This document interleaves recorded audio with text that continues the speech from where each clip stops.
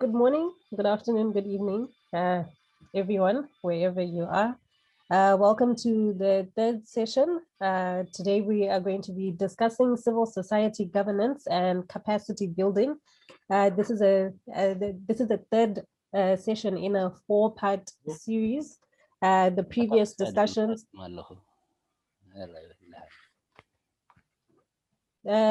So the previous discussions have looked at the challenges that are faced by civil society organizations. And from there, how do we build capacity? How do we collaborate more? This is the sort of the discussion we had in the first session. And then from there, we built up to how civil society is important in the democratization process of Eritrea. And we discussed the importance of civil society in democratization, and some of the contributions we received included the fact that civil society is important to the extent that it empowers the citizenry, particularly the Eritrean citizenry. We also got contributions to the extent that, civil society offers humanitarian support. That's what it's important for. It is also important to build institutions. And this is, today we're picking up on especially that part about building institutions, not only within the country, but building civil society institutions as well. But more of the contributions that we received in the last session included also just the role of civil society in raising legal awareness, and also just broadcasting human rights issues and human rights grievances that the population might have. And we also had quite an interesting discussion on, before all of this can happen, how do we heal our societies and what role does civil society play in that healing process of the nation? We also looked at how civil society organizations important to penetrate the fear factory that has been created in the country already, just by the banning of civil society in and of itself. So that's what we have been looking at. So these are sort of the discussions that we have had. And today, like I indicated earlier on, we are looking at how to build institutions, and not only within the country, but also just how do we build civil society institutions? How do we build capacity? How do we support movements amongst ourselves as civil society? So to that extent, today we are going to be looking at the discussions that we are going to have around the themes of how do you create an organization? And I think this is something that everyone here is quite aware of, given that we all come from an organizational background. So we're going to be looking at within our organizations, how do we ensure good governance, and how do we build capacity within our organizations? And then also we're going to have a look at the institutionalization of organizations. And from there, I think whatever contributions we get from there, I think it would also be important to look at how does this extend also to the institutions that we have in the country as well. So that's the background for today. And to kick us off, I think maybe our icebreaker for today could be just a mini discussion on what we understand by capacity building before we jump into some of the discussion questions that I'm sure you all have had a chance to look at. But today, if we could just start off by just having a little discussion on what we all understand by capacity building, and maybe if we can extend it also to movement building, I think that would be interesting before we delve into the thematic questions that we have today. Anyone can unmute as usual. You can unmute or you can raise your hand. What's the issue is very important issue, because even we can relate it to our own situation. In 1991, Eritrea became independent, but there was a very, very strong all over the world of mass movement, supporters of EPLF. So prior, the eve of the independence, the EPLF said, no more these mass associations. Yeah, so they are disabled. So when you come to independence, when the ESAT began to misbehave, there was no any civil society or independent association, independent of the government. So that was a very, very, very, very crucial thing. So, but it has to be empowered. Usually, civil societies are women's association, youth association, university students association, and also workers and employers at the same time. So these people becomes really, they have to be elect their own leaders. So in this case, a government is very careful to ignore civil society. Therefore, civil society is very, very important. But the people, as you say, have to understand about, or to learn like we do now, that people have to be very aware of the responsibility of civil society. So I think for our case, it's very crucial and very vital, because without civil society, the country becomes, you know, a fertile ground for dictators to grow up. Thank you very much. Thank you so much for that contribution, Petrus. Does anyone want to pick up from there and just give us what they understand about capacity building? Should I go? Yes, you can go ahead. Thank you. When we talk about this civil societies, in order for not only civil society, any organization to be effective, it has to have some kind of institutionalized kind of doing things. So when we talk about capacity building of a civil society, it's just laying the foundation. For example, if you are now setting up a new civil society for whatever purpose, for whatever objectives, I think that the basic thing that should lay the ground for that would be having its own constitution. Okay, and then once it has the constitution which governs all the members, and then that I think will at least guide the whole organization towards the same kind of direction. And then once you have at least the foundation, and then I don't know if I understand it correctly in terms of capacity building of that organization, it might include, okay, how do you communicate whatever that you are trying to like teach or trying to communicate with your other constituencies. So if you have someone who is who has a proper communication skills and education or skills set for that, and then that would be, makes you as organization to communicate effectively. If you have funds, you should have some kind of financial systems in place. And then for that, you should have an accountants and all that. So for each of the different kind of things that you want to do, if you have all those bodies or all those departments with proper people that can function properly, and then at the end of the day, this organization or this civil society organization will be effective and more it will definitely achieve its objectives and goals. Thank you.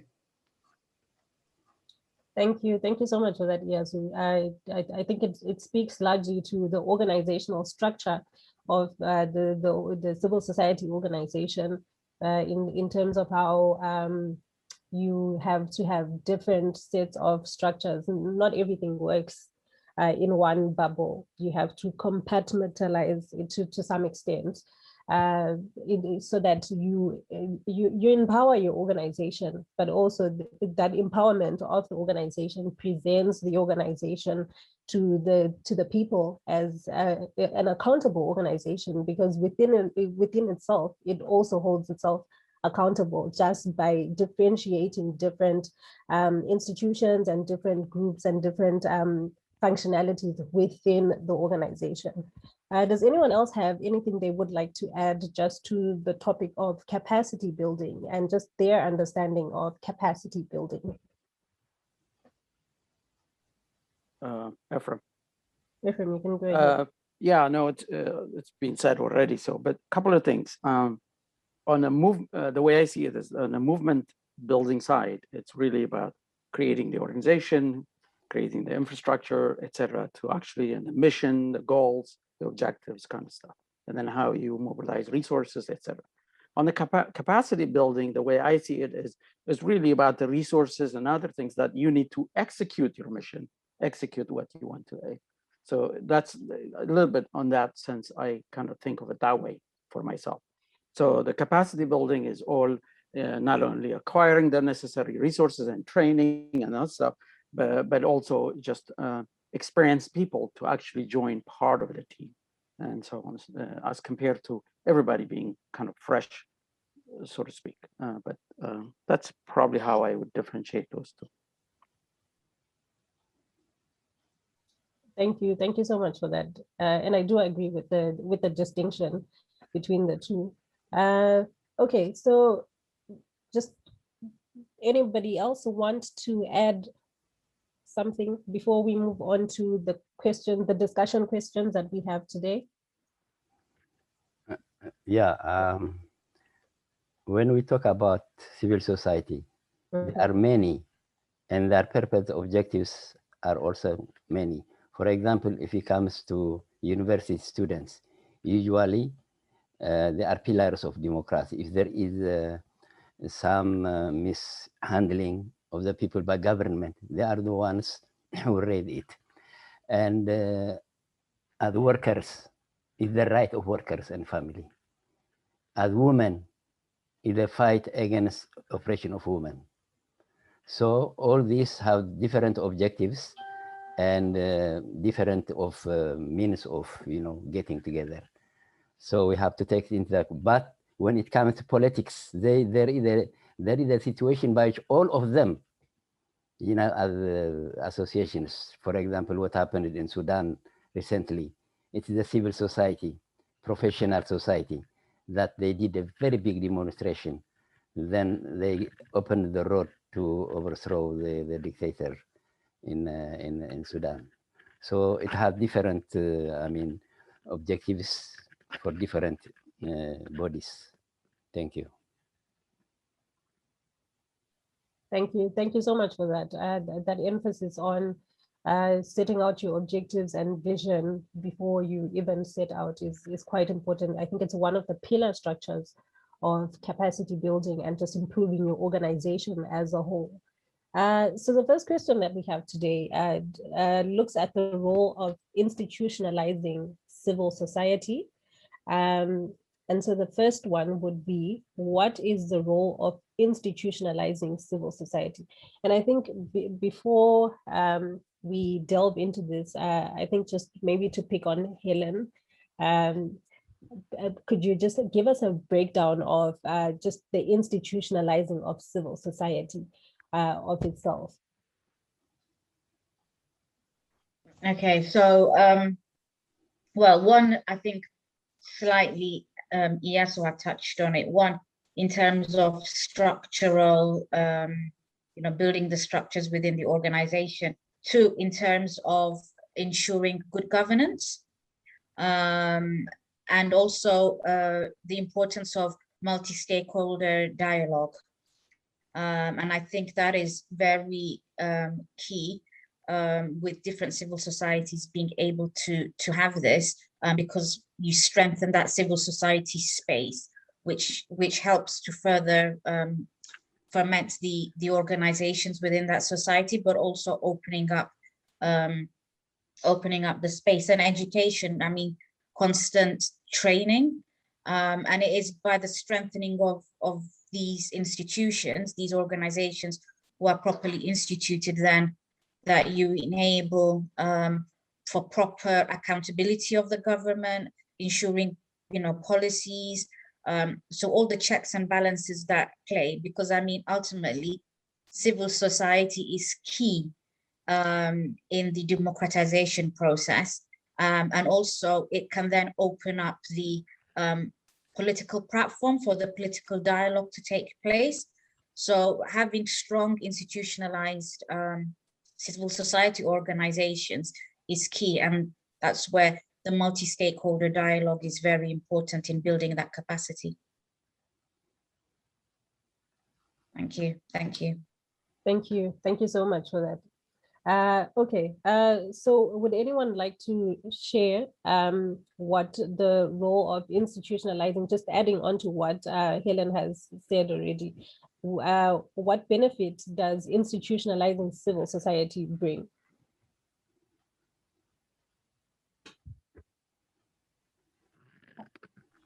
If I may, well, I think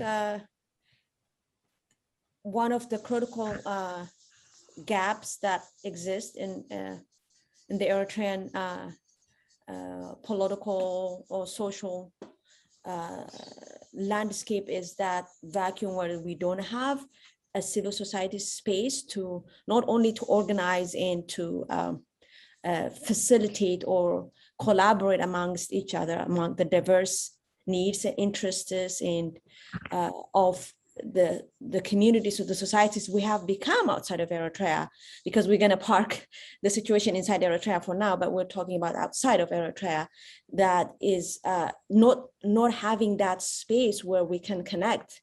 Even this is, I think, one step forward. I would say this consultation where we come together and now sharing experiences, sharing ideas. And I think this could be one way of capacity building, I would say, because we are sharing experiences, we are seeing what we're lacking, what we can get from one organization or the other. So this is, I think, one way of identifying our lacks and also improving upon it. So that I think we can do that by partnering, by communicating, by sharing. We can build our capacities or our gaps. And the other thing is, and I think we tend to emphasis on the political needs, but I think before even get to the political needs of kind of anti-corruption, anti-democratic characters of the regime back home or whatever have you, I think we have to focus on getting together and identify those different layers of challenges we have as a society, as a community. So I think the coming together aspect of the role of civil society has been lacking. And I hope the outcome of this consultation and this collaboration will take us somewhere a little bit ahead of this problem or challenge we have, so that we can come together and identify or list the plethora of problems we have as a society, as a community, wherever we might be. Thank you. Thank you so much for that, Saba. Does anyone else want to add? Heiko, you can go ahead. Sorry. Oh, sure.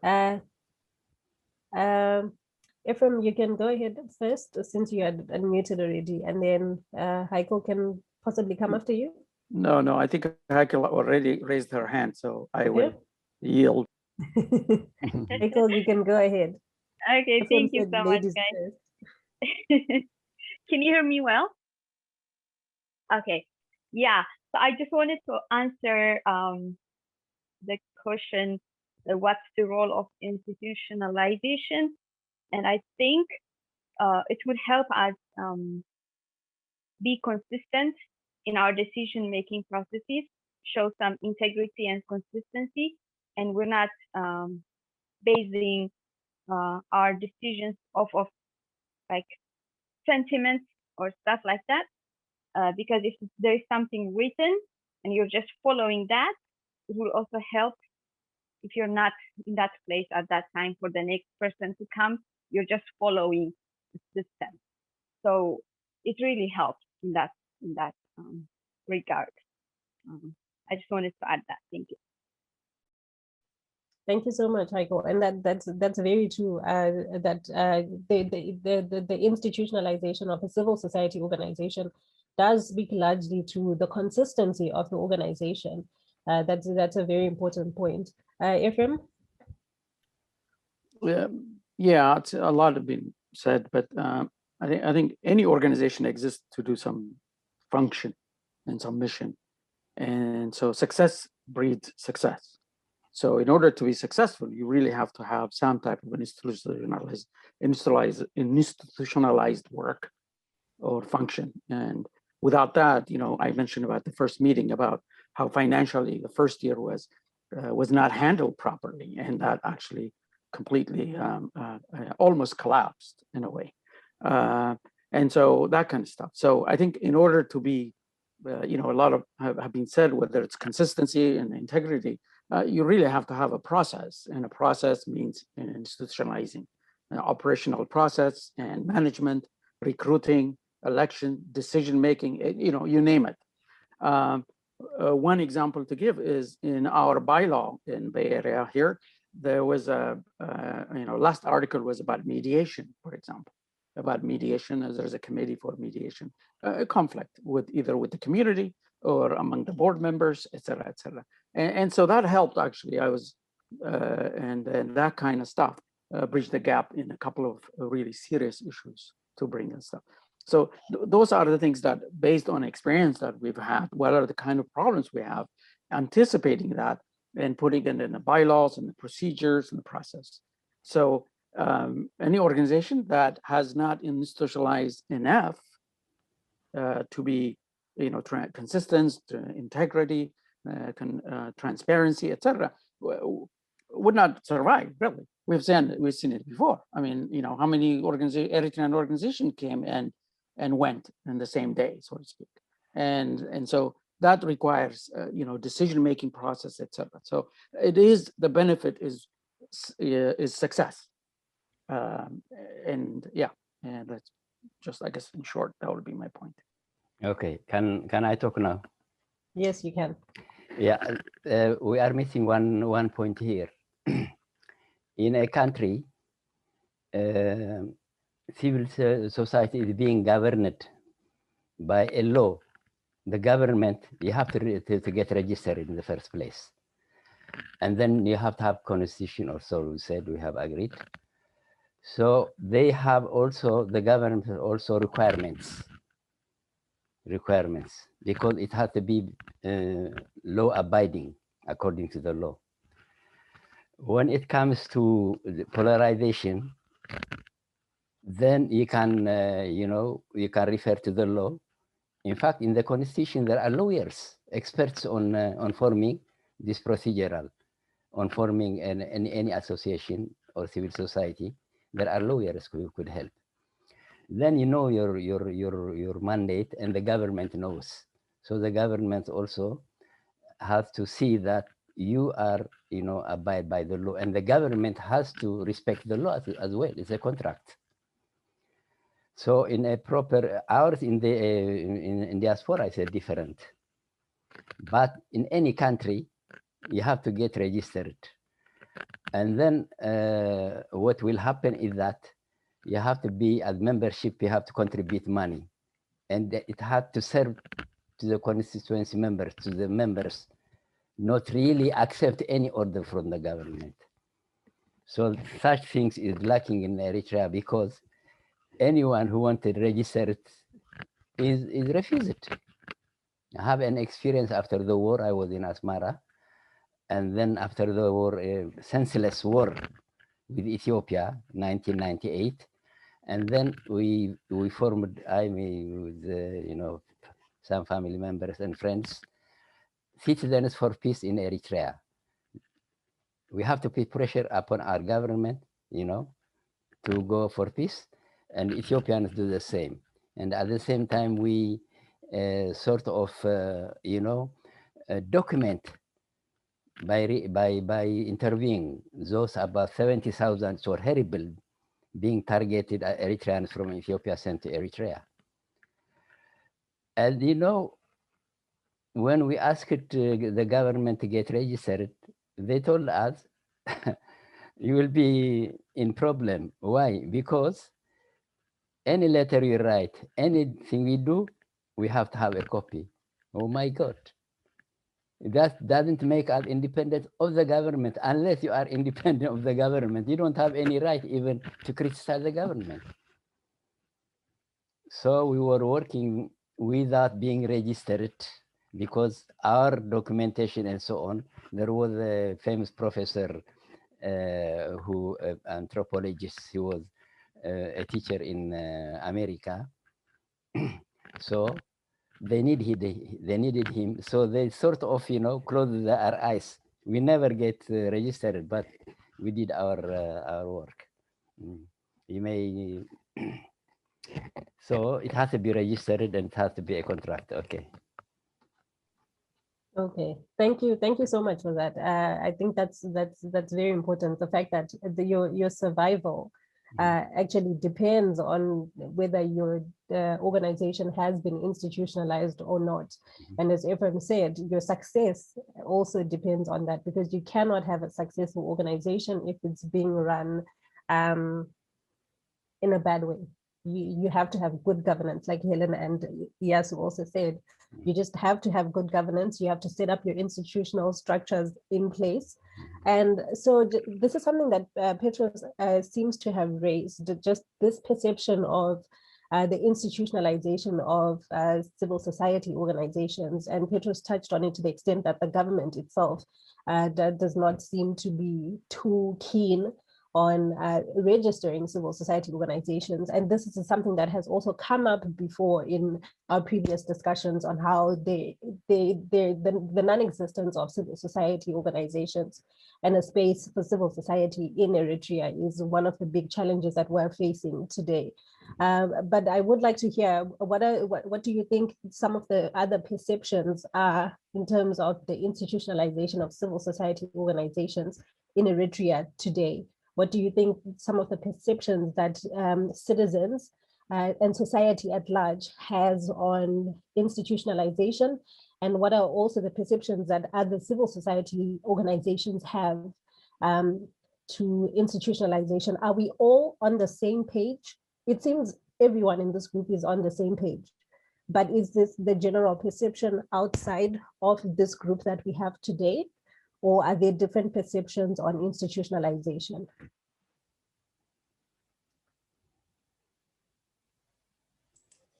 Okay, I'm talking too much, I think. I think maybe we can give Iyasu a chance. No, it's fine, it's fine. No, go ahead, Petros. Okay. Petros, no. Okay. In our culture, elders go first. Yeah, and since you brought it up already, you can continue. Well, what was the question actually? Exactly. So what are the perceptions of Eritrean civil society on institutionalization? Okay, what had happened? You've given us the government perception. Yeah, I will give you the reality. After independence, Eritrea has a good reputation of student unions, which even during Haile Selassie, during the federation, Eritrean students were on the forefront, agitating for the right of self-determination. After independence, these alumni students, high school students of Asmara, and other professionals, for example, the architects want to build the country. A lot of architects, Eritreans from different countries came. And then what had happened, they were sort of refused, but they claim they have strong civil society, Eritrean government, which is not true. There are Eritrean Women's Association, National Union of Eritrean Women, National Union of Eritrean Youth, but they are in the, they are the extended wing of the security. They do not serve, the women do not serve their constituency. They actually suppress them and do the work of the government. So we have to the opposite. We have, they say, frankly, they said, there is a national union of women. No way. These are really an extended wing of the government security system. So in Eritrea, there is no independent civil society. Thank you very much.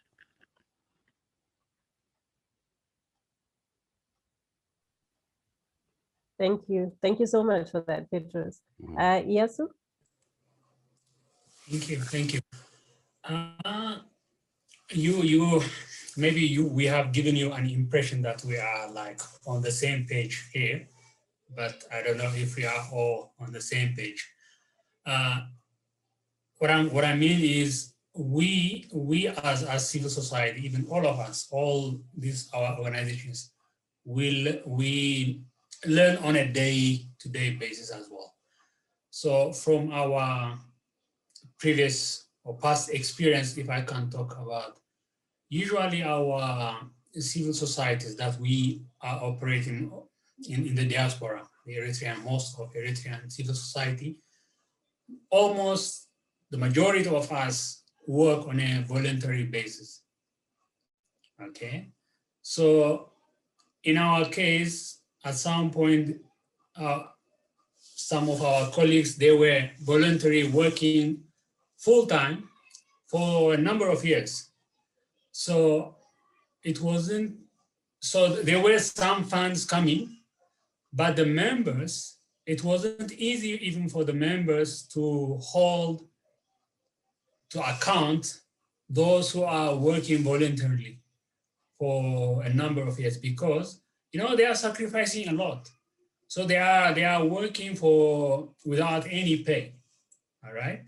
So it is not easy even for the members to hold them accountable, because now these guys, they are sacrificing a lot. Then how could we even dare to ask them, where have you spent this money, this small money that is raised by the members of? So I think, at the end of the day, if you don't have proper accountability, it will weaken the organization as a whole. So it's not about the people who are sacrificing, but it is about the bigger goal of having institutionalized kind of work. So I think maybe a lot of you guys maybe also had similar kind of experience, because we work on a voluntary basis, and then this experience is, I think, is reflected in other organizations as well. Thank you. So I just want to clarify on a few points that you have made. So is it your assertion that as you come in as volunteers to certain organizations that are already standing, their institutionalization is already lacking, to the extent that even when you come in as a volunteer, they cannot hold you to account just on the basis that they do not want to chase you away. They want to show some appreciation for the assistance that you're giving them, to the extent that they compromise on their institutionalization? Or is it that the institutions, as you come in as a volunteer, the institutions are not there to begin with? Well, what I'm trying to say is, like, we have an organization. Let's give an example that we have an organization, okay? And then maybe the active members of that organization, all right? Okay, let's assume this organization have 500 members, active members. And then you have 10 or maybe 5 executive members who are working voluntarily, full-time. So they don't like work to earn money. They are like, they're devoted for that purpose. So whatever funds that are raised, they are very meager. I mean, they are not paid. There is not, so it becomes for the members, it becomes not easy to hold them to account, or, for example, if we have raised this amount of money, where have you spent it? Well, I mean, you feel like kind of guilty feeling that, nah, how can we even ask them, because they are sacrificing a lot. Do you understand? But by having this attitude, you are not building that kind of institutionalized kind of work for the organization, and then it will weaken, at the end of the day, it will weaken the organization. That's what I am trying. Like even Ephraim mentioned a bit about like their first year, their fund, or like the finance wasn't administered properly, and then people were starting questioning where is it going and all that. So unless you have transparency and accountability, even when you are not wasting, when you are spending the money properly, people want to see that accountability or transparency. If not, they will be suspicious, and then at the end of the day, it will weaken the organization. Okay, I understand you now. Okay.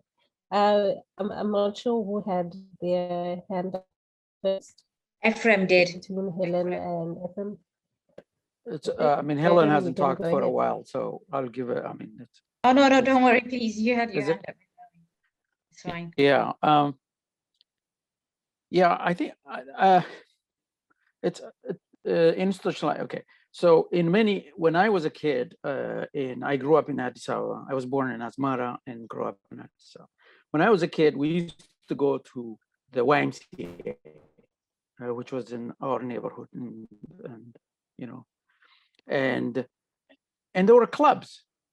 There was German, there was this, treasurer, different things like that.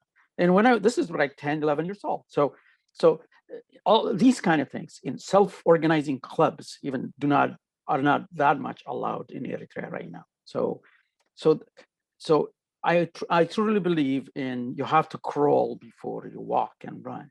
And so as a result, there's really not a lot of experience. So my perception is many people in Eritrea, and even the smart people and stuff, may not really comprehend really what civil society and the values of civil society are.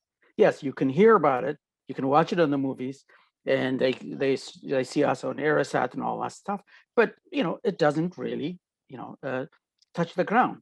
In American they say where does the rubber meet the road? You can talk all you want, but unless you really have that exercise. Secondly, in many schools they have class monitor elections, school elections, and all that.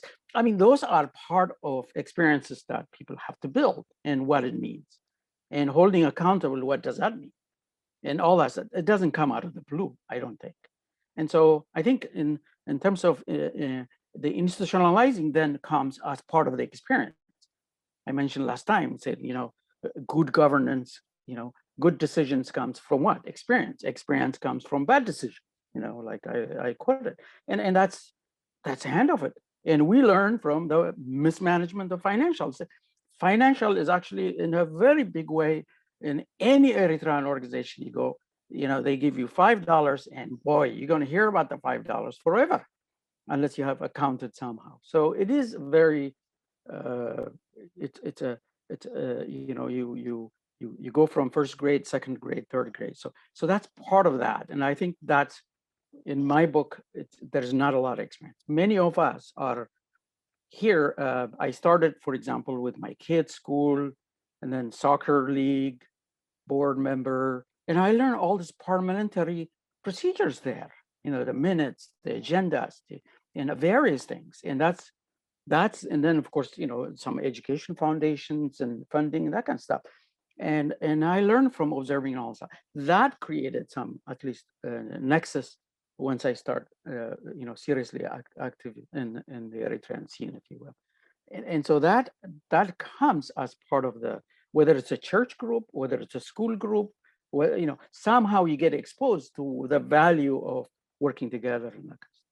The last thing I will say is, I think volunteers is the bread and butter of Eritrean community and all of civil society, and that's here to stay.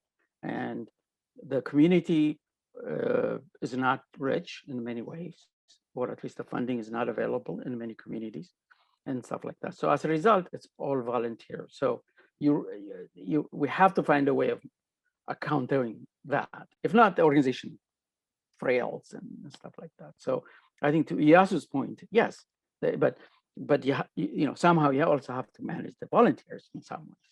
If not, you know, you're just going to collapse with your own weight. And I've seen a lot of people say, well, I have enough time to do stuff. They get on the board and different things, even in some areas. And I noticed that, but the capacity or the skill set is not there for them to do. But you know, but the people who have less, you know, so it's not always the case. I'm not whining about somebody, but here just overall. Okay, thanks. Okay. Thank you so much. Thank you so much, Ephraim. Helen, you can go ahead. Yeah, what I was going to say was, once the War for Independence finished, so for example, I've lived in the UK. So during that whole period for Eritrean independence, basically the fronts, either the ELF or the EPLF, all of the organizations were underneath them. So basically this culture of having civil society kind of eroded over time, which is what made it so easy for the government then to do what it did after independence. Now, if I was going to look at the UK, there was really only one organization that was truly independent. So kind of we've started from scratch, let alone inside Eritrea, even in the diaspora. It's really after independence that we've seen the growth of civil society. So all of us kind of, especially after the border conflict started, which is, I think, after that period, 98, where a lot of organizations were really set up after that period, was we went into it because we wanted to rectify issues, because we had concerns on human rights, not because we knew how to run organizations or we were taught how to do it. It was very much you learn on the job. So because we didn't have that experience and that support, obviously a lot of mistakes have happened, and that lack of proper institutional culture did not exist. So this is where then, as Iyasu said, people think, well, they're working voluntarily, so we can't criticize, because basically they're not empowered and the system doesn't really empower them either, because it hasn't, that capacity in that organization hasn't existed either. So it's kind of, everybody does what they can do, but you need then, within any organization, you need to have proper skills assessment. So what can that person do and what can they do? But because we're volunteering and not everybody necessarily wants to volunteer, it means that sometimes you might be working on budgeting, but then you'll be pulled into other areas where you don't know, where you don't have the skill set for, because there is lack of a person. So then that job doesn't necessarily get done as well as it should. So I think and because of this, for those of us that are activists working in civil society, if this is hard, then for those Eritreans who are not involved, it's even twice as hard for them to understand its value. And because of the political situation, people's attitude is, it's not my problem, why do I want to get involved? So I think like it really needs, I mean, the culture and the mentality need to change. The capacity needs, Eritrean civil society needs a lot more training, a lot more support. There is a lot of good work being done, but it needs funding, it needs building structures, it needs, empowering. So, all of these different factors haven't really been as much there for us, which, if like in Britain, if you want to set up an organization, all of these things are already there for them to set it up. But we didn't have that luxury. So I think our challenges have somewhat also been different as a result. Oops, sorry, I didn't realize my video was off. Okay, yeah, thank you. Thank you. Thank you so much for that, Helen. And I do understand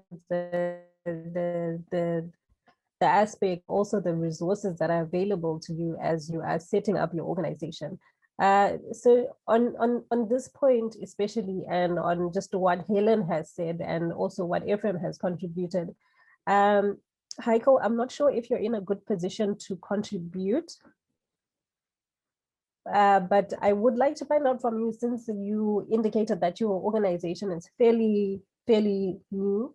Do you have any additions on some of the perceptions that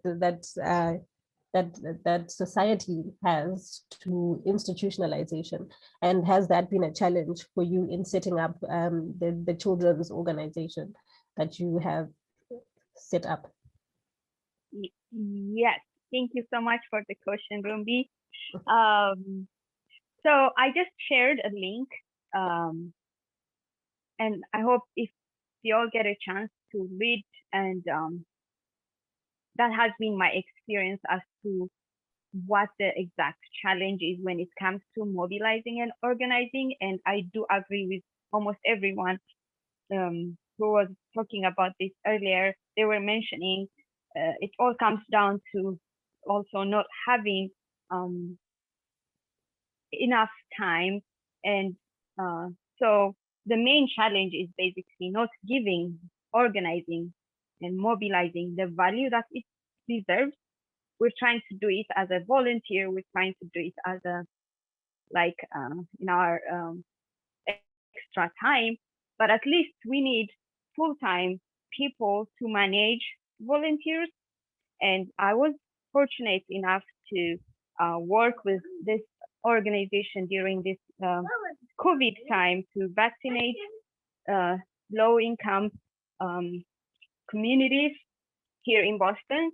And most of the work was done by volunteers, but volunteers only come for a very specific time, say for example 2 hours a day, and they come, they have all the tasks ready for them to just complete it.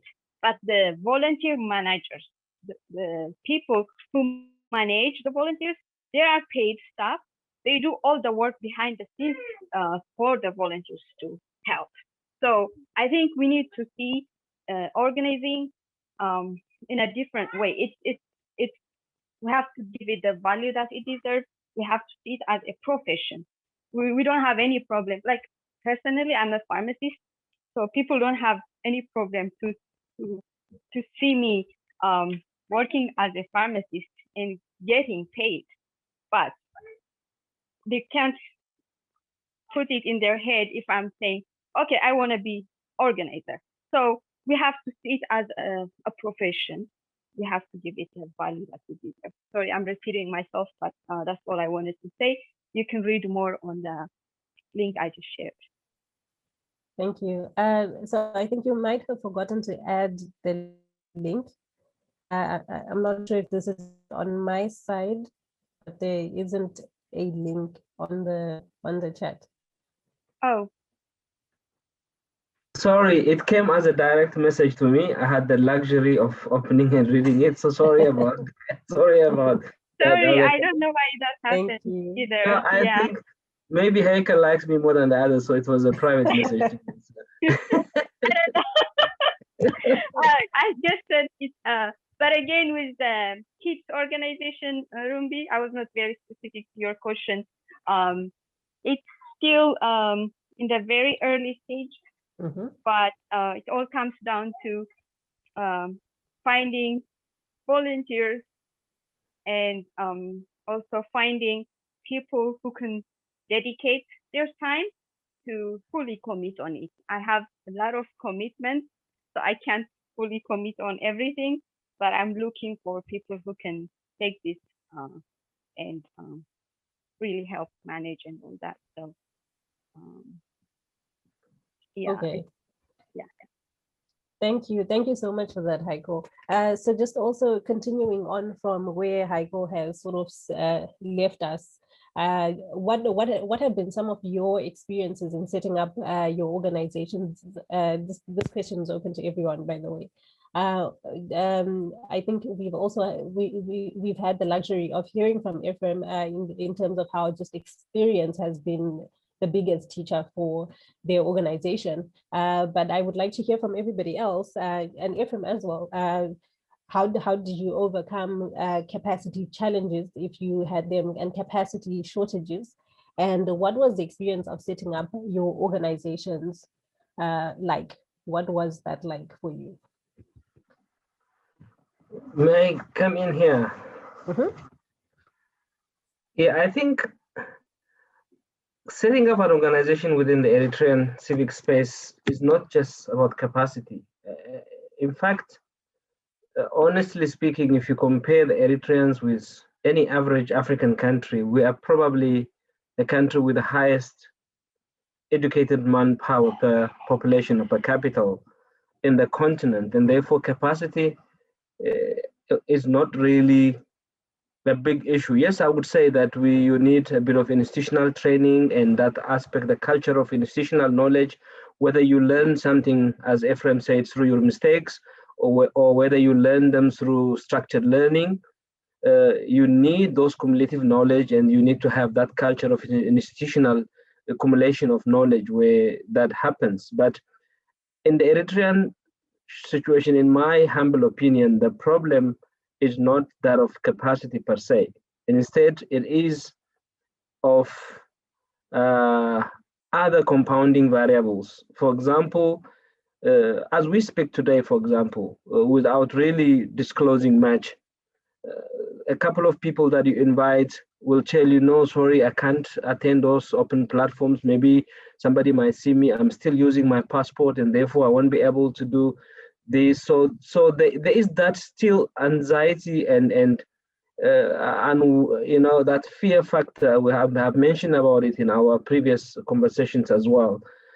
Part of the biggest challenge of setting up civic societies in the Eritrean system is the fear, because what happened was that, especially during the early 2000s and late 1990s, when as Helen indicated, when the Eritrean society began in earnest feeling that there is a real danger in our system, and we need to really have those civil societies, and we need to really do something.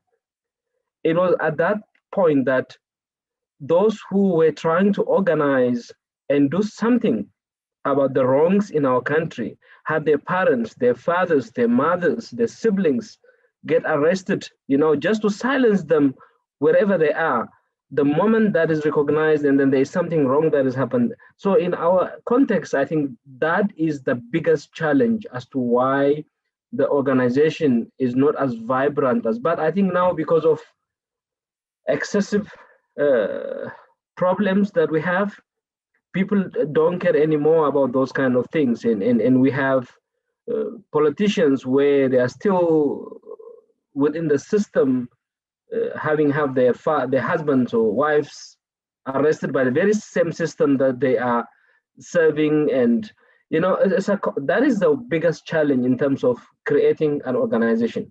The other social variable, in my opinion, is the one Ephraim alluded to, because I think we seem to be,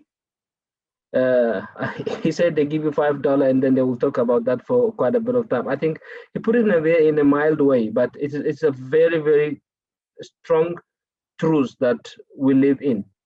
And so often we have this tendency of dwelling with a little bit of negative, and have that weakness of not building on the positives that we have. So when someone out of will, using their time, their resources, their money, and try to get something done, rather than really giving them the thumbs up and then a bit of extra support, you then start talking about the little bit of misjudgment or error they have committed in the process of doing something. That tends to discourage people to have that full commitment in terms of getting involved in the civic space, because as we speak, I think because of the resource and other shortages that we have, our civic space remains largely voluntary. And at the result, people will say, why would I really go and just get myself insulted or belittled or, you know, demonized, whatever you want to call it, while trying. So can't I just sit at home and have fun with my kids and etc. So those kind of things are what one of the biggest challenges in the formation and establishment of the civic space in Eritrea. Thank you. Thank you so much. أقول حجون طلباتكم المملا حدجت فريات حيزو ناب إداكا قريب الله أبا أكلاتنا زيت العنايات تسلم مارك أننا ديو قربتنا خير عندنا قطعه يشكرنا دو قطنا خير مدلو زفحشو توساس زوطه زنقص قربتك يشكرنا دو اغرنا خير اندارات شتا እንዳገበረ يصقبنا دو ናይ ዝኩሉ ፍታሕ ምባር ብዘይቀል ዓለም አጎሪ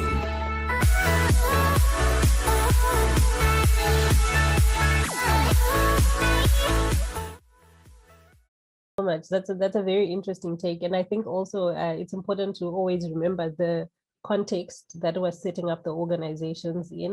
And I think, Michael, you've done a really good job in just reminding us of the type of societies that we are trying to establish these organizations in. So societies that function around a lot of fear and a lot of just unrest and a lot of silencing of just dissenting voices.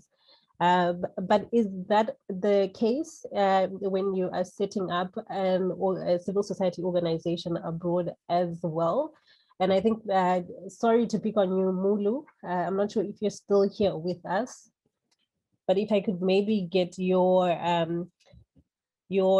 take on what it's been like to set up human rights Eritrea in Netherlands. If Mulu is still here. But also waiting for Mulu, anyone else can go ahead, particularly also just from a foreign perspective. May I comment on this? Because sure. This is very, actually this is very critical in the experiences of a nonprofit organization. I mean, I can speak from the experience that we have at Erisat. Erisat is established as a nonprofit charity status organization in the state of California in the United States. So that means that it's not nonprofit, so it's service providing or community, which our focus is media, providing information, engaging and empowering Eritreans through satellite broadcast by reaching out directly to Eritreans inside Eritrea. So while we do that, it's one of the biggest challenges is how do you then raise funds to run the organization? I mean, it doesn't just run by itself. There are expenses, huge expense, especially for satellite service providers. So it costs us a lot of money. Maybe I think it's the case for many of the civil society organizations that our brothers and sisters here run on their own time, from their pockets, sponsoring, funding, and running it, all that. So the time and the resources that are invested in this kind of initiatives, I cannot tell you, I cannot even stress enough that I think is the critical challenge that we have as civil society organization or as a nonprofit. How do we generate that fund? And again, of course, they would be talking out. I can speak also to that problem that since we run on volunteer basis, so for example in Erisat 100% of the staff is volunteer. I mean, we have a number of volunteers, young people in Africa, in different parts of Africa, that are running the organization, the production, the editing, the writing, the news, name it, all the different technical aspect of it, all that stuff, including our executive director is volunteering for free. I mean, this is unheard of. I mean, I don't even have enough words to express my gratitude and appreciation to them, but I don't think this is sustainable. I mean, and then again, we run into that challenge. How do we raise the money to at least to pay the key and critical positions in the organization so that we can assure the continuity and the sustainability of this organization, because the mission of this organization is huge. And then we have a lot of people who agree with the mission. And that's why we have volunteers who are dedicated their life and time to run it. So how do we make sure those who can sponsor this with their money so that those volunteers can at least be compensated the critical positions, at least to start with? And also, I'm not really against, we need volunteers. We're gonna need ERISAT and other civil society organizations gonna need volunteers. Of course, we have that part that only volunteers can fill, but the critical positions like Heikel was speaking, to get things ready for the volunteers, to get the organization together, to run and cover those critical positions. I think there are human power that are already doing those jobs, but not paid. Because they are not paid, that does not mean that they're not critical and important. In fact, if you remove those people, that the organization ceases to exist.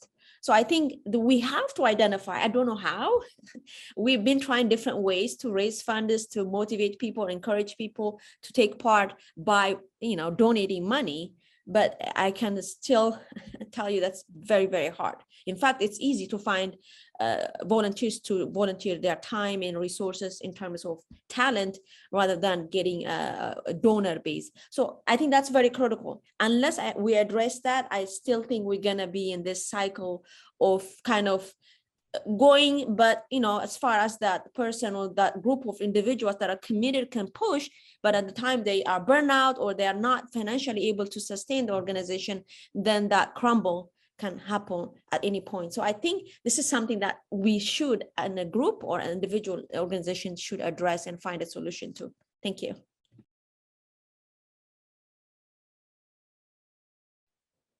Mulu, you can go ahead.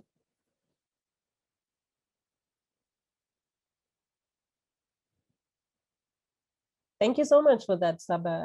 I think that's a very important perspective that, and I think it might be a recurring theme also for other people, that funding is a big challenge. Mulu, you can go ahead. Thank you for you get me an apology for speaking in Tigrinya for Rumbi, but the others are, I think, all Eritreans. إتيا حتى كتحتن زت ناتكم تمكرو أم مسرات حدث ناي سبعو مثل تكال زبل بتعمي كقلتو يدليه عميقيو سفيحيو أشجاريو كنت أقامي أخا بزبلة تقامي كاب إرترا أبكتشحن عصرت حموشن مفارق مسوت أهو أبزعدينا بهولاند أب مودعتا ورحي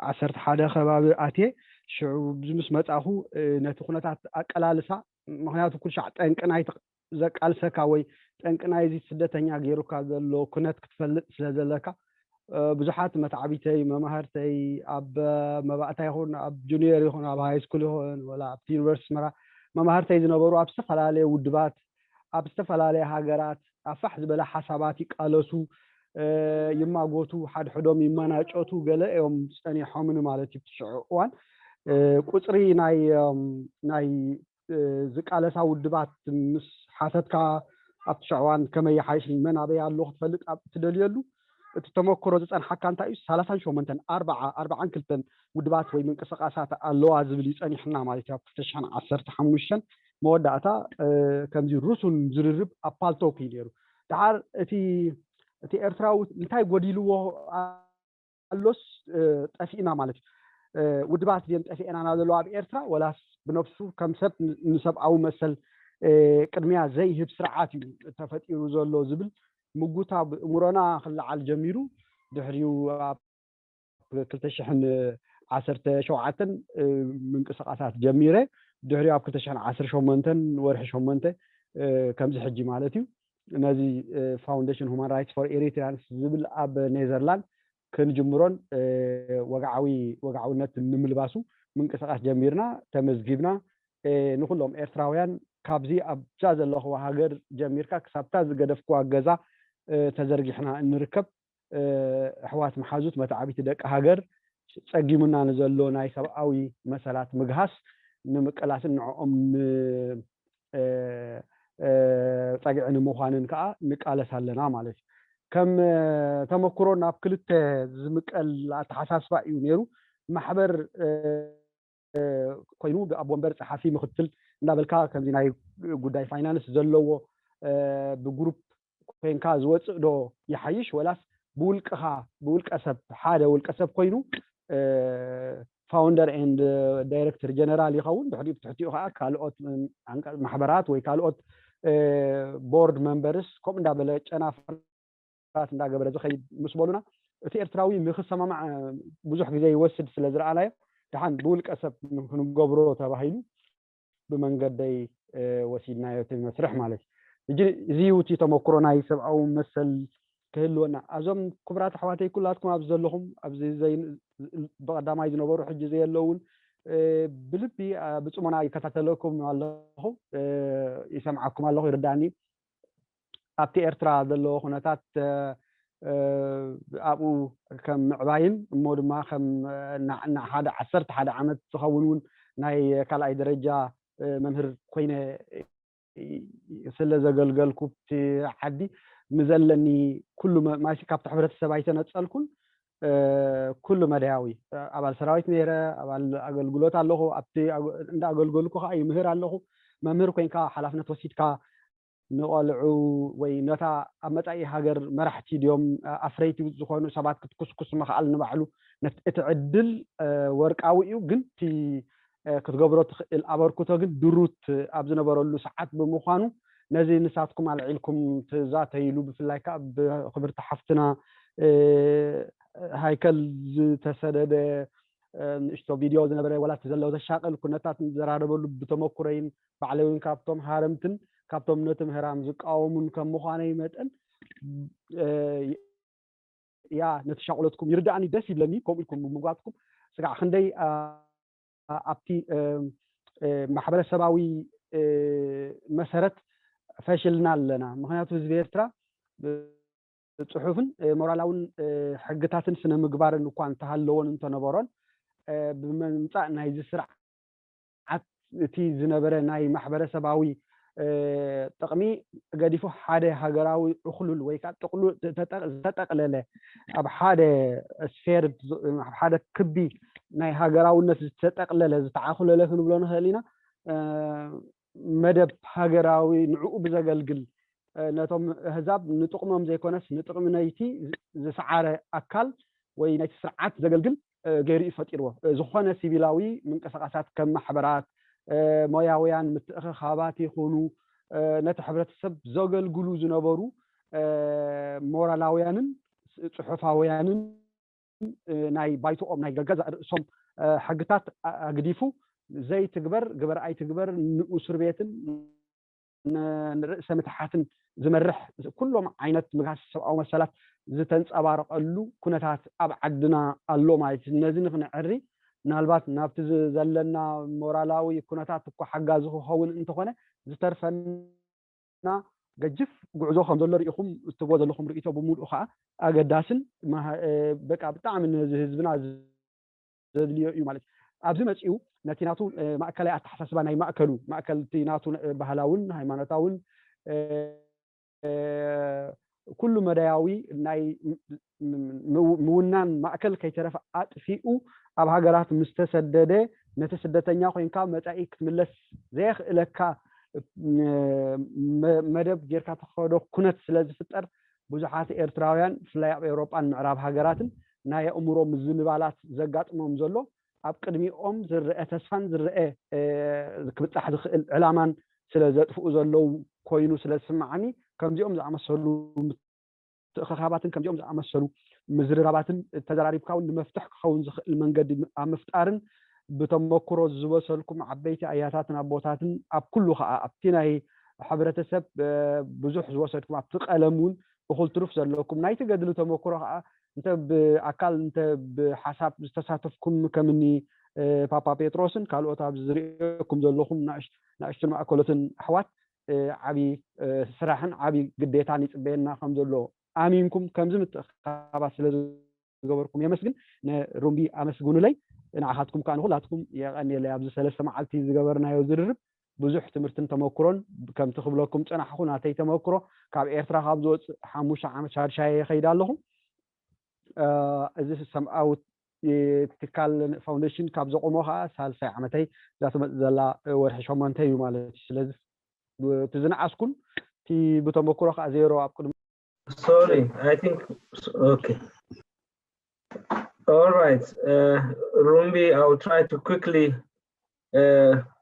translate what he said. I think thank you, that is really an eye-opener.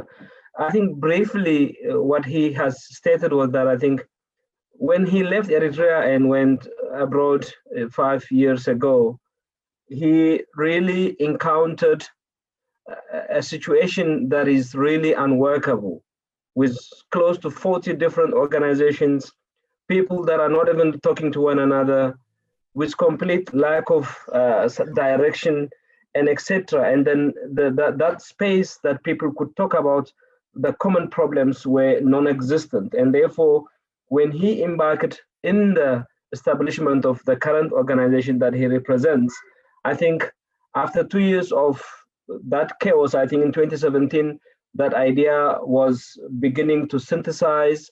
And then in 2018, in August, they were able to create the current organization that he leads. And in terms of today's discussion, I think what he emphasized was that there were 2 proposals when they were creating the organization. The first one was, do we go through a normal organizational structure where there are defined structures, chairman, secretary, and etc., or do we just have an organization that is registered by a director, and then under that directorship, I think there will be people who are playing those roles and etc. So taking the reality on the ground into account, they opted for the second option, because the first option, because of the inherent misunderstanding and lack of ability to discuss, would not have allowed them to really go the normal organizational structure. So they opted with an individual-based organization that is registered by an individual as a director, and anyone who was sharing that mission and vision could really work under that. I think that is how it is. He also elaborated. He thanked for the opportunity that, and then the platform that we have created, because in his assessment, I think the fact that the regime in Eritrea created those pseudo-civic societies, the societies that look like civic, but essentially created to serve the regime, they were an apparatus to oppress their own citizens. And that created a very demoralized and weakened society. And that society, and also he emphasized, upon migration, loses hope of repatriating back to Eritrea. So there are very little migrant Eritreans with a bigger hope or even belief that one day they would go back to Eritrea and establish, and the kind of mental stress and anxiety and suicide and etc. that are emanating are actually born out of those discontentment and an unfair reality that each Eritrean has to go through, especially once they find themselves abroad, and the reality they find on the ground is not what they expect. Because when you're in Africa, when you want to migrate, you think everything is rosy, because you are always learned to know that those who had people abroad, they have some remittance, they tend to get a bit of money and etc. So there is this perception that it's all okay to be in Europe and America, but when you go there, the reality you find on the ground, especially in our current time when there is migration skyrocketing, that was not what you expect, and then that creates added reality. So he is appealing that in order to save lives and to really intervene on those stress factors, the role civic societies will play. He also appealed to those with experience from age or from life and from various education and academic background to really continue this kind of work for the better of society. So I think Mulu, I hope I have summarized your message, and if I have missed something, my apology. Thank you. Thank you. Thank you so much, Michael, for that translation. And Mulu, thank you so much for your contribution and for sharing your experience with us. And just a reminder again, Mulu, you can go ahead and speak anytime. Don't be limited by my lack of understanding of the language. That's my problem. But thank you so much, Mulu. Ephraim, I see you've had your hand up for some time. I forgot what I was going to say. No, no, good. So I think what I was going to say about setting up organization is in a capacity. I mean, one thing I think Saba mentioned about fundraising, that I was in one of the organizations that has education fund and all kind of stuff, but I was sort of the worker bee volunteer, for example, and so the people who have a lot of experience were recruiting actually board members that had money, and they had friends who had money. So the fundraising is that kind of connection, is another way of doing it. So when we say about capacity, also fundraising is a skill set that requires experience and approach. But to come back to the question about setting up organization and how to overcome capacity shortages, one of the things that I noticed, I think what we learned was I keep saying, I hope I'm not repeating some of the stuff, but the mission dictates really what kind of capacity you would need to implement. So in the Erisat's case, lots of money, because you have to have so much fees to pay, and also volunteers to do a lot of the work that you need. That's just a given. In other areas, we have option, but there is a tug of war that some people want to do everything, and nobody can do everything. And how do you pull back? And so in setting up organization, that's finding that sweet spot is the biggest challenge with the people to work with. And so capacity is really a direct, directly related to what the output and what the outcome you want to achieve. It's not just some nebulous thing that you say, well, we want democracy. No, I mean, it's just a mission of the organization that dictates what resources you want. And so there's a lot of, so I think our experience was early on, I believe we were not able to articulate really, okay, let's organize this event. How is that going to benefit the Eritrean people? And that's really like, okay, so we do that. We're busy work, we're happy, down Isaias and all that, whatever, then what? What did we achieve at the end of the day? So I learned how to ask a question about at the board meeting and all kinds of stuff. It's like, what do we define as success at the end of this project? Stuff. So that dictates the level of involvement, the level of capacity and skill set and experience you need. And without that, and that was the biggest tug of war. Some people are more strategic; they can articulate that, but other people just are not. And they want to, they think Isaias is going to come right on the streets of San Francisco tomorrow, and then they want to beat him up. I mean, that's the kind of energy that they show, and it's very hard. So I think all I'm saying is slowly, with trust, which I mentioned at the beginning of the day, because you have to have trust of the organization and working together, that Ephraim is not really, a stooge of, Hugdev or whatever, but once you have the real strategy, it's okay, what are we going to do? So I guess setting up organization, the experience is you run, you do all this work and nothing to show for. Yeah, if you want to be happy and say, I did something today, okay, let's go, let's dig some ditches. But in the end, so I think that's really the shortages is basically, when we talked about capacity at the beginning, we were saying, well, at the end of the day, what do you want to do? And do you have the skill set? Do you have the money, the resources to get what you want to do? So you really have to match with the, means and the ends and ways, so to speak, as the setting up a strategy. So yeah, I guess those are my points. Thank you. Okay. Thank you. Thank you so much, Ephraim. Helen, I see you've unmuted. Would you like to add on to that? Yeah, I mean, I think trust has been what I would say, what Ephraim said in terms of trust. I think trust has been a major factor in really paralyzing the Eritrean civil society. And in a sense, Michael also touched on it earlier on when he said it's anxiety, it's the fear factor. And so it's always kind of, and Ephraim also reiterated now saying about, oh, is he working for, you know, is he a government informant? You know, so there's always that kind of suspicions that people have with each other because of the political situation inside the country.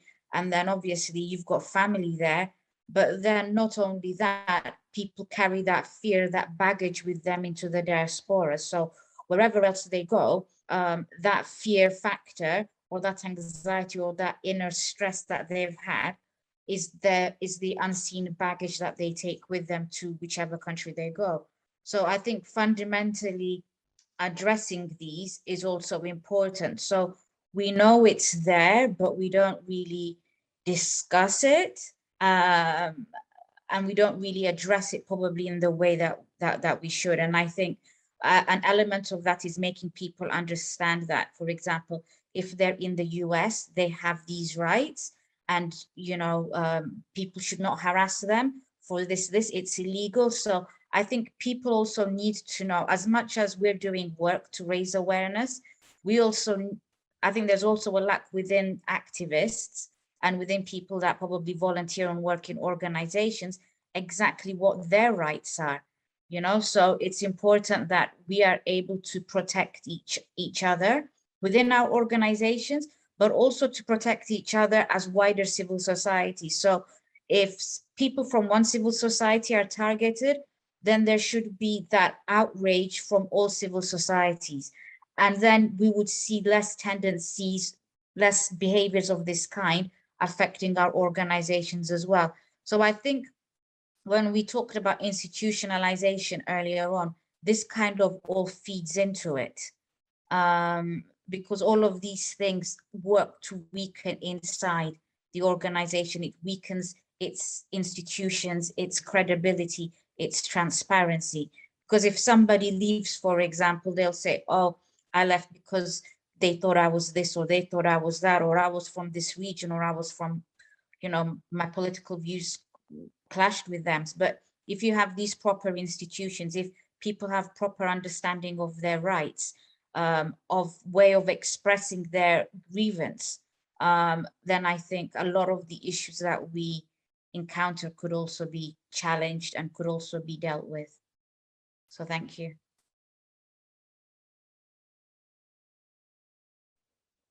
Thank you so much for that, Helen. And I think it ties in really well with some of the contributions we've received so far tonight. And I think that that's also important in establishing a thread of some of the challenges that we will have to fight before we can even set up robust organizations amongst ourselves. Iyasu, I noticed that you unmuted for a second there. Do you have anything to add? Yes. In terms of EMDHR's setting up and capacity, I think EMDHR, as I don't know if you know, it's a bit different to the other organizations in terms of the capacity.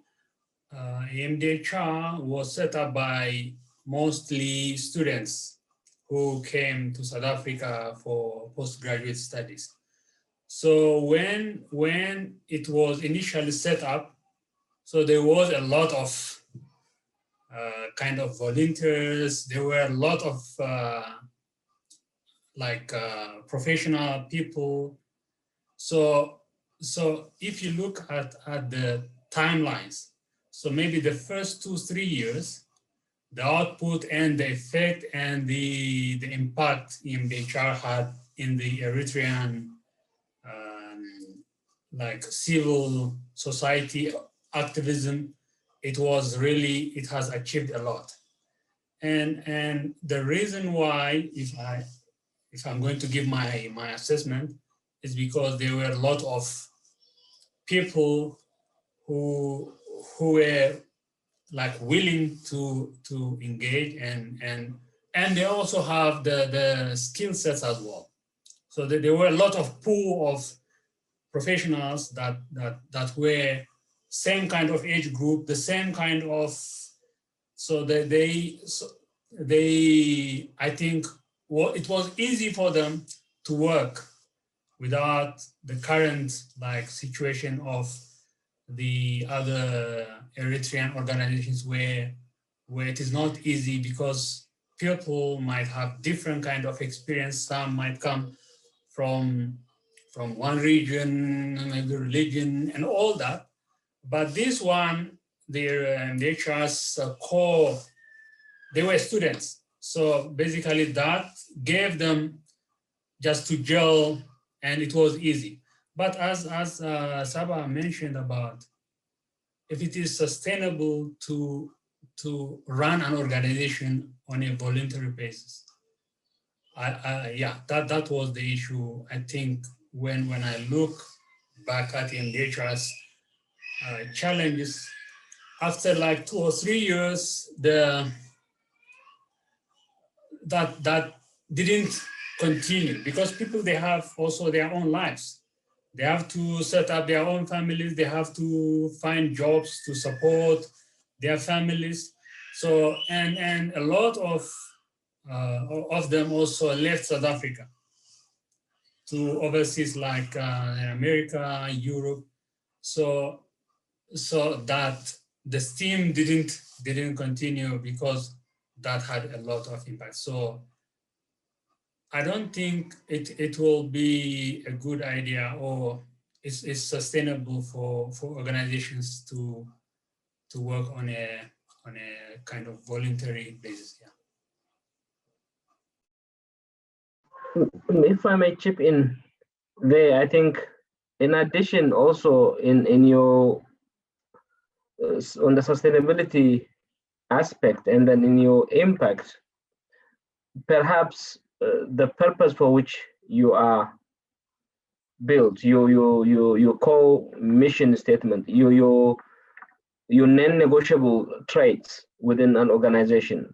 For example, we have found ourselves as MDHR in a lot of challenging spaces by simply standing firm on our guiding principle, that is struggle through non-violence. For example, we have always advocated a non-violent struggle, because we are very conscious of the amount of life the Eritrean society have already paid over the last 5 or more decades. So that so often puts you in a very tight corner. Sometimes you would be perceived in a very difficult light, and some people will just feast on that little bit of thing, and then they will try and really. So when you build an organization, I think you need those non-negotiable pillars as well, so that those are the ones that really put you in a strong standing, and then you will be known for those strong pillars or non-negotiable pillars or belief that you pursue. So in doing so, I think that also guides how you really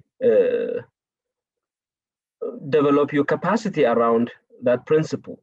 For example, if you were to develop ideology, for example, the book MDHR soon published after its establishment of there was a lot of reading and discussion around nonviolence, and the concept of challenging our own perception, our own attitude means our thinking is what really determines our direction. So if we want to have a thinking homogeneity, is very important in an organization. Yes, you need diversity and heterogeneity because that is your core strengths. But when it comes to ideological principles, you need homogeneity. So these are the kind of balances one you needs to do in building an organization, in building a sustainable organization for that matter. But I think important lessons also is that the sustainability of the Eritrean civic organization has suffered a lot because people were not settled enough. We all don't have that social and economic strengths that we could always lay back. The moment you migrate, you start from scratch. In fact, you are expected to support somebody back home from the day you landed somewhere. So that means people so often have to prioritize those social responsibilities and often forced to neglect the importance of contributing to civic service. So those are also the dynamics, I think. For example, if you see the Eritrean civic space, you can really do a statistics.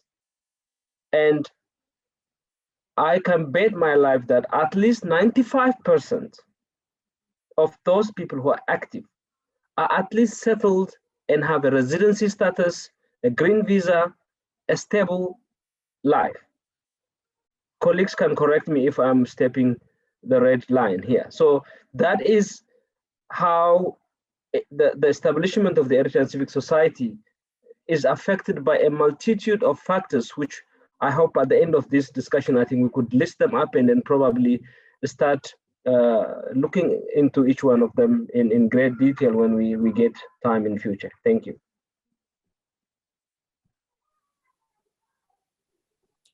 Thank you so much for that, Michael. But I think also it's quite important for us to, at this point, to note that there is some privilege there, in the sense that you met up in an institutional, in an academic institutional setup, which allowed for just the ideological basis to be formed. And that might not be the case for everyone, as Mulu indicated, that just the ideological foundations differ across different communities and different societies. But I think this is also quite, it ties into what Petrus said earlier on, and unfortunately Petrus is not here anymore. But Petrus indicated that student movements seemed to have a stronger hold on just setting up organizations and setting up resistance. And I think this is something that you're bringing up as well, with just the formulation of EMDHR as well. But yeah, I think that aspect, the privilege aspect of one, you're already outside of the country, that's already been taken away. But also just the ideological foundation that you so rightly emphasized as well. It comes out much better in an academic institution to some extent, although it's not limited to just that academic institution. But I like that you brought that to the fore. That's very interesting. That's a very interesting take. That and also it's a stark contrast to what Mulu was saying to us earlier on as well. So I think we're learning from each other here in a lot of ways. Ephraim? Just what Michael just mentioned, I want to reiterate. Even in the US, there was, I don't know, 10, 15 years ago, there was a book and there was a discussion, and that the assessment of most of the nonprofit governing board were occupied by people that have come from a well-to-do family. So it's really, you know, the low income, the lower middle income, etc., is not the one that's volunteering, probably paying their student loan, you know, trying to make 2 jobs, etc. So it is true that always people talk about the elite and all that stuff. In some ways, it is, you know, you need some comfort zone to actually venture and all kinds of stuff. So I agree with Michael. The other thing that Iyasu said that I want to kind of contrast that is, or I think Michael was the one about nonviolent. Was it Michael? Yes. about nonviolence and all that stuff. So organizations like in public, in the Eritreans in the Bay Area, here in the Bay, can you hear me? There was a connection problem system. Okay, so in the Bay Area, for example, it's really an organization that includes everybody. It's just as an individual you join, and so if you declare something like controversial, like nonviolence, etc., which many of us definitely believe, but there are others who also members that are not, they don't believe in that kind of stuff. So in some ways, it depends on the organization, because if it's really about a membership-led kind of stuff, then what you declare as your is need to be a little more diluted of a way, or at least encompassing many of stuff. So there's just that difference. The last couple of things, and I think I want to add, is that I have learned the last 5 years to ask the following question to any organization that comes to the Bay Area and individuals, and I'll ask you the same thing: is really, what is your theory of change? It's what are you how do you think change is going to happen? And so that's really where the driver is. And then if the organization cannot articulate that, then you get nowhere. It's just busy work and stuff like that. That's the one. The last thing I'll say is, maybe I'm jumping ahead. I read I glanced at the document I was sent. Thank you very much, Helen, for those really wonderful documents. One of them has an assessment, and the assessment is actually exactly I was kind of thinking, because the assessment has basically what bad, good, good and excellent kind of stuff. What are the organization doing on different categories, and so in a way, and so in order to improve Eritrean society, somehow we need to be able to communicate. Either there's some volunteer organization that ranks all of them, not ranks to say this is number one, number two, but actually is, well, we don't know.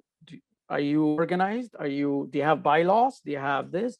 So if we have like 10 items that we can actually publish and say, well, we don't know anything about this organization, and we don't know who the board members are. They're not different things like that. So that may push much, much, much more in the institutionalization of the public. So I think it's kind of related to what we're talking about. One good example is, like in schools, there is accreditation. You could think of it, some type of organization that does accreditation of this kind of stuff, and not that they will pay anything for it, but you kind of share. So that's all I want to say. And then next week, I'll be on flight from one city to the other. So if I'm around, I'll join you. If not, I'll say goodbye to many of you. And I really want to thank all the hard work for everyone.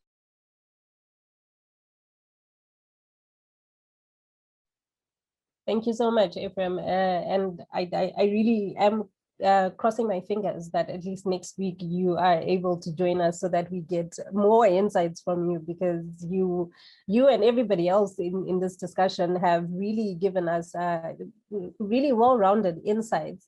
And I think it's great that Helen and the rest of the EMDHR team have set up these sessions to have us share and learn from each other. I think that's very commendable. And I think that's something that's come up quite a lot. Everyone keeps going back to the fact that the very fact that you have set up this session, just people being able to gather and share, is important. And I think also just on that, maybe we could also just add on to what else we think, just besides collaboration and coming together and establishing trust, what else we think can improve governance within Eritrean civil society organizations. Just quickly before we close off. I think, let me hijack the conversation before somebody comes in, because I want to follow up on a very important point Ephraim raised. I think he so casually mentioned about the theory of change. I think I think we were talking about log frame, this and that a few years ago, but now I think the theory of change is a more preferred and the more popular way of looking at things. And then perhaps we need to underline this as one of the key outcomes of this discussion that we have. What you get with the theory of change is that I think you have your objectives, you have your assumptions, you have your desired outcomes, and you have your deliverables, what you really gonna get at the end of something. So if we really I can volunteer to have that structure, the table, because we use it on a daily basis for our project management. So if we were to really look into this exercise through a structured theory of change approach, what you get from theory of change is that your underlining assumptions, which in our case, in MDHR's case, and in Erisat's case, is to bring civil society's space together, to expand that space, to empower that kind of collegiality and then working together spirit, and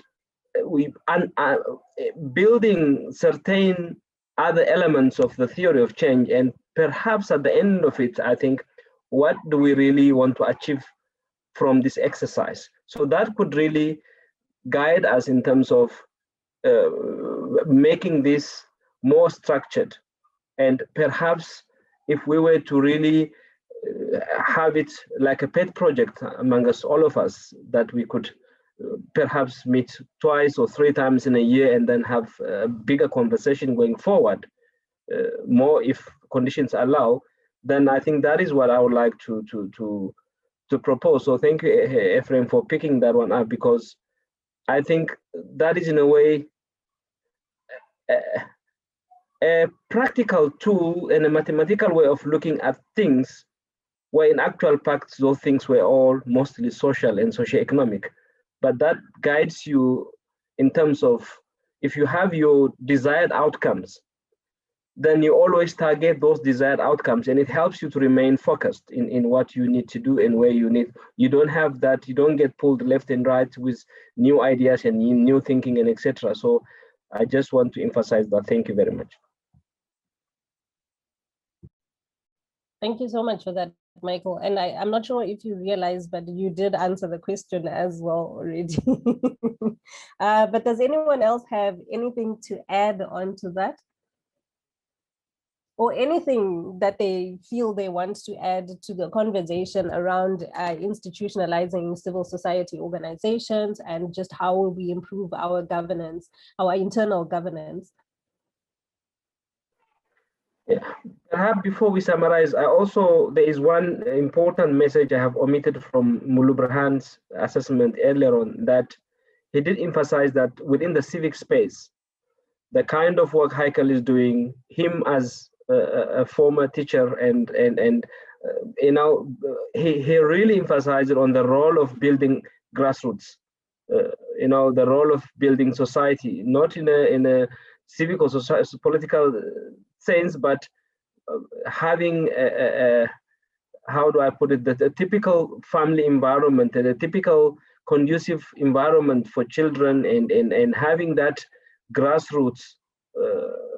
So he appealed to all of us when we can, to try and remain invested in those critical aspects of society, because he did emphasize that there are quite a number of people that are leaving families behind, and then the family join them later, and then when you are abroad, we also all know that people create new families and etc. So that space is also what he emphasized, and which I didn't really touch on earlier on. Thank you.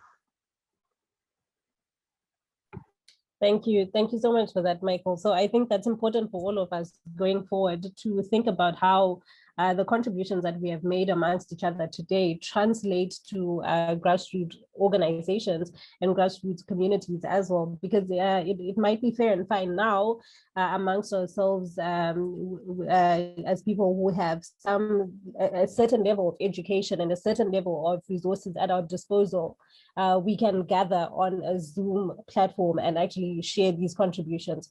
How are we also going to extend and just how do these contributions that we have made today trickle down also to grassroots organizations and grassroots movement as well, because that's an important aspect of mobilization and civil society as well, that we also need to always remember to be cognizant of. So thank you so much, Michael, and thank you so much, Mulu, for bringing that up. Helen, I see you had unmuted. No, I was just going to say, I think I completely agree with what Ephraim had said earlier on, in terms of, you know, categorizing, like, whether that organization has got constitution, whether that organization, you know, how is its membership, who are its thing. I think that is really critical, because I think, to be honest, what he said is where we've really failed, I think, the Eritrean constituency people, because there is so many of us, they don't know who we are. And you can't have followers if they don't know who you are.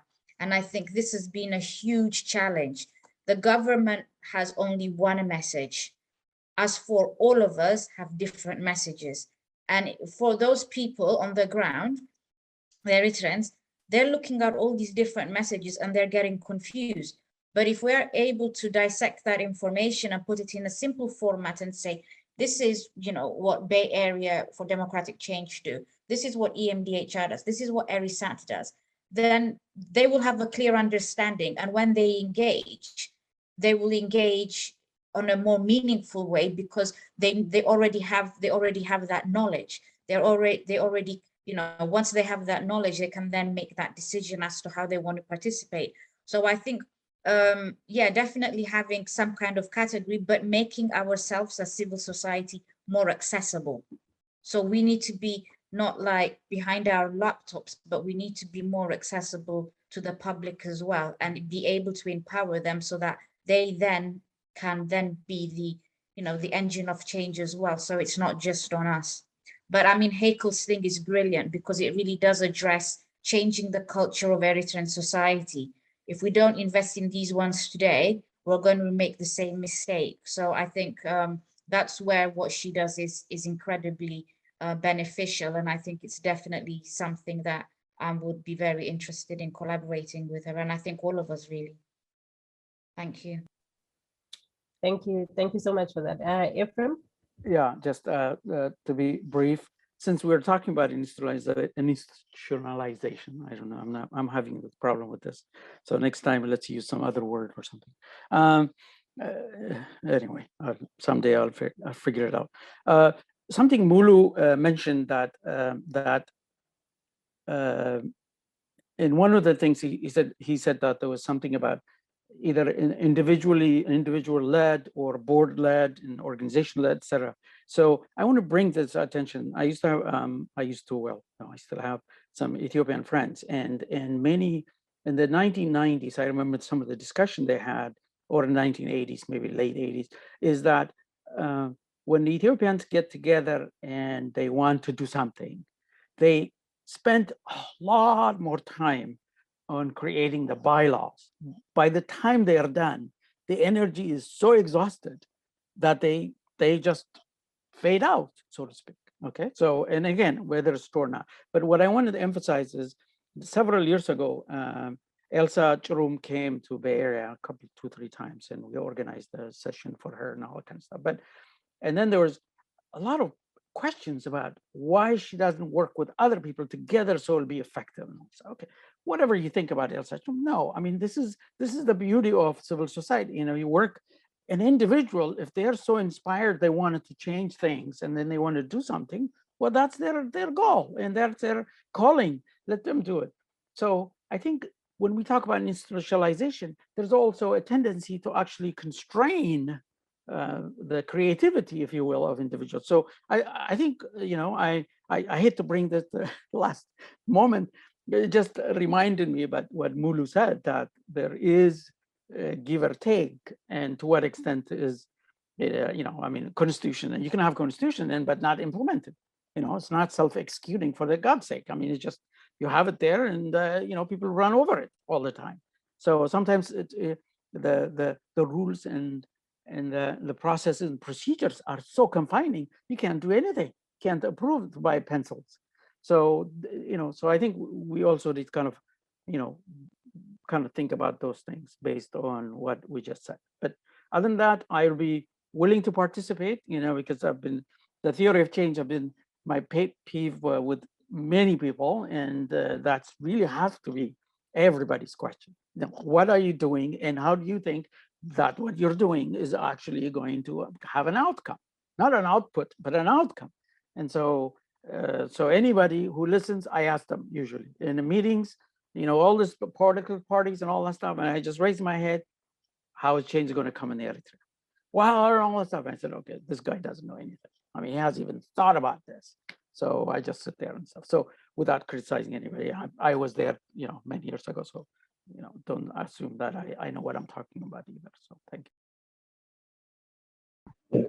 By the way, Ephraim, these days, I think you would never get any money from any UN organization as a scientist or as a project, as an institution, without a theory of change. It's a no-go though now. You currently, I think the last few weeks, Helen would know I was extremely busy training 60 plus scientists from the SADC region, from Botswana, Angola, Lesotho, and all we were doing was to train them how to develop theory of change so that they can have access to some grant from the World Bank.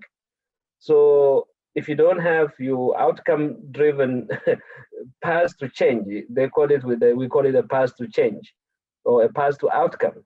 So if you can't demonstrate how your project is going to start from A, and then what the outcome at the end of the day, whether it's reducing vitamin A deficiency or child mortality or migration, whatever problem that you are addressing, you are doomed to fail. Nobody would really look into your proposal. So I share your view. I think you must stand firm with that. Philosophy is a correct way of looking at things. Thank you.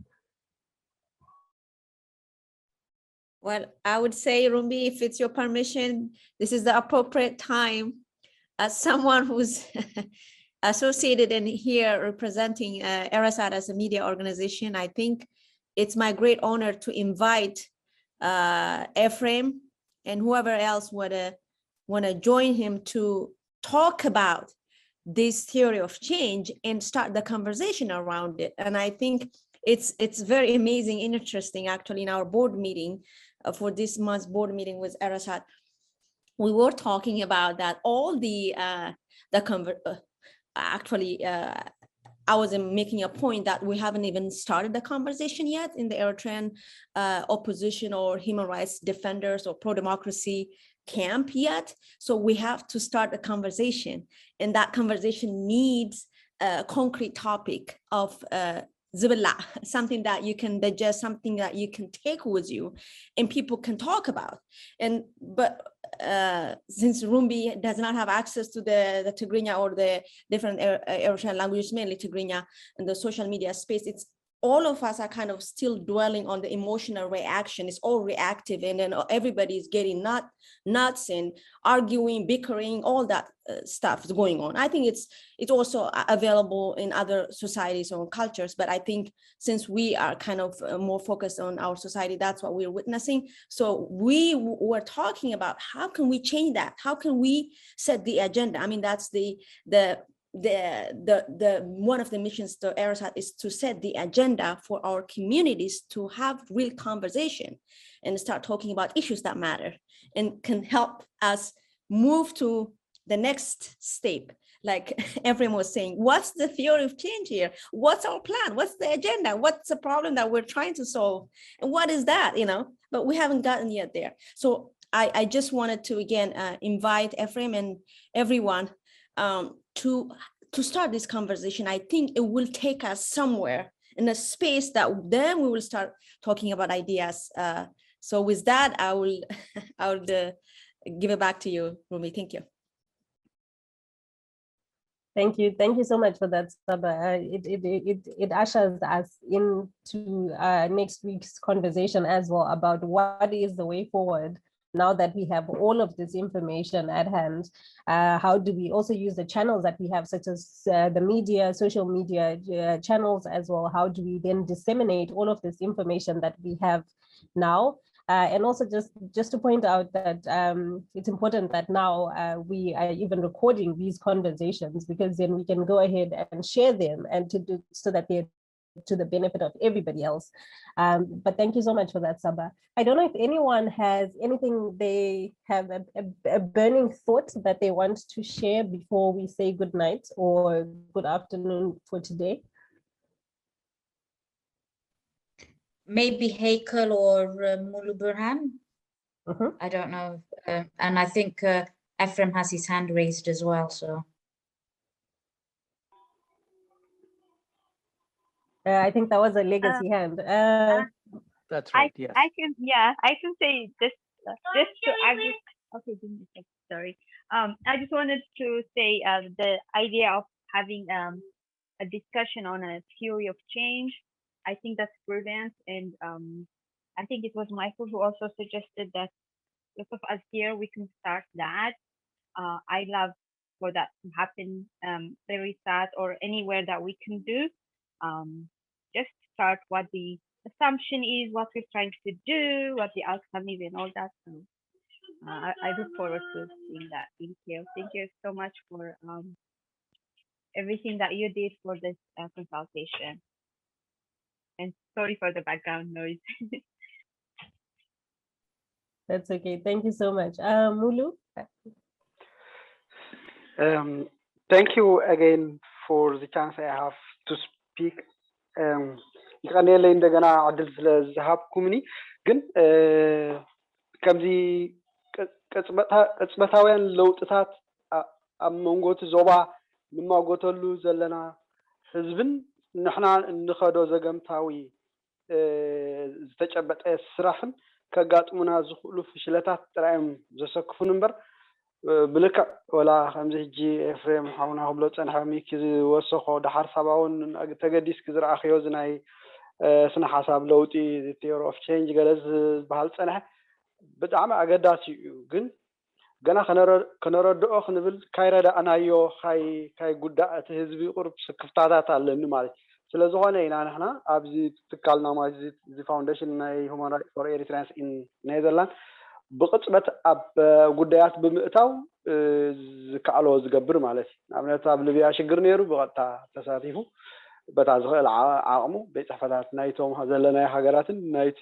ዘለናይ ኣህጉርን ኣብ ምኩሕኳሕ ተፀሚድና ካልኣይ ከም ዓብዪ ነጥቢ ዋላ እውን ንሽምና ከዕብዮ ዝኸኣለ ነገር እንተነይሩ ከዓ ነቲ ቅፅበታዊ ስጉምቲ ኣብ ልዕሊ ናብ ስርዓት ኢሳያስ ዝኸይድ ዝነበረ ሓገዝ ዘረኣናዮ ተቃውሞን ዝገበርናዮ ምጉትን እዩ ብሳልሳይ ደረጃ ክረአሎ ኣብዚ ሰዓት ዙን ኣብቲ ሃገርና ዘሎ ኣዕናዊ ኩናት ኣብ ትግራይ እቲ ስርዓት ወሲድዎ ዘሎ ኣቋም ህዝብና ዝረኽቦ ዘሎ መከራ ዝሕዝነካ ማለት እዩ ኣብዛ ዘለናያ ሰዓት ኣብዛ ሎም መዓንቲ ትግራይ ናይ ኩናት ዞባ እያ ግን 150 ዝኾኑ ኤርትራውያን ካብ ኤርትራ ንትግራይ ስግረዶም ከይዶም ኣለዉ ሕጂ ካብቲ ናይ ዞባ ኩናት ዝኸፍእ ኩነት ኣብ ሃገርና ኣብ ህዝብናን ኣሎ ማለት እዩ ኣብ ርእሱ ጀሚርካ ኣብ ምእሳሩ ኣብ ምጥማዩ ኣብ ናጽነቱ ምግሃስ ወሪድዎ ዘሎ መከራ ንኹናት ዘለዎ ቦታ ዘምርፅ እዩ ማለት እዩ ሕጂ ስጋዕ ክንሉ ኢና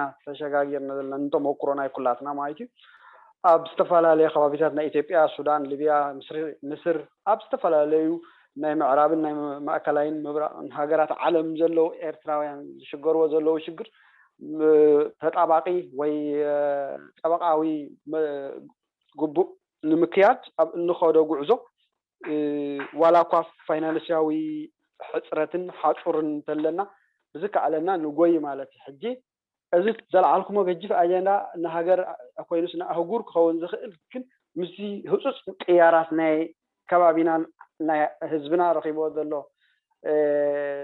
ዘይ ዕድለኛ ዘይኮነሉ ኩነት ብዝተኻእለ ዝቐልጠፈ ስጉምትን ዝቐልጠፈ ውፅኢትን ከምጽእ ዝኽእል መንገዲ ምኻድ ከድልየና እዩ ዝብል ምክሪ እንተደርበኹ ከም ድንቁርና ኣይትሕሰብለይ ማለት የቐኒልና ቴንኪዩ ግዜኹም ጉልበትኩም ፍልጠትኩም ንሕና ኣነ ብውልቀይ ተምሃራይ ናይዚ ዝቐነየ 3 መዓልቲ እየ ኣይ ሆፕ እንዳቐፀለ ክኸይድ እሞ ኣነ ከዓ እንዳተምሃርኩ እንዳረባሕኩ ኣሕዋተይ እውን ኣብቲ መደባተይ ከእትወኩም ማለት ኣብዚ ዘይ ከመስጎንኳ ክሓልፍ ዘይደሊ ንሄለን ምስ ኩሉ ምፅባባት ናይ ግዜ ከይረሳዓትኒ ስለ ኣብዚ ወርቃዊ ዕድል ዘሳተፍክኒ ተንኪዩ ክብል ይኽእል ሩምቢ ከዓ የቀኒልና ቶም ካልእ እኳ ጉቡእና እዩ ንሳ ከዓ የቀኒልና ነዚ ኩነት እዚ ስለ ዘበለት ንሕና እንተተማሰገና ከምዚ ናይ ኣሕዋት ከይከውን ከየኽፍኣልና መን እሞ ከመስግን ካይትብሉኒ የቀኒልና ብሩኽ ምሸት ተንኪዩ